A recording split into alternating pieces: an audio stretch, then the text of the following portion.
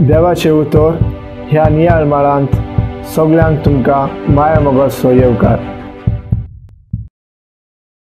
मोगाळ इश्टानो, आयज आमी शतपतीच्या चाकराक जेजू कशे भाशेन बरो केलो म्हणलें आयकता। जेजूक त्या शतपतीचो भावार्थ पळोवन अजब दिसलें। ताका जेजूचेर संपूर्ण भावार्थ आसलो।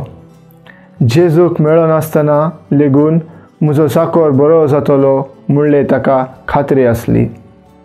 असलो भावार्थ जेजून आपल्या शिसा मदें लेगून पळोवंक नासलो।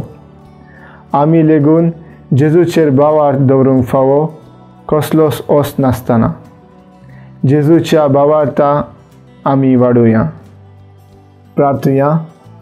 मोगाळ बापा, तुजें उतर मांडून घेवंक म्हाका तुजी कृपा दी।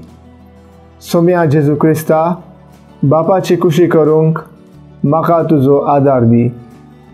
पवित्र आत्म्या, जा तूं आमचो आळाशिरो आनी वाट। आमेन।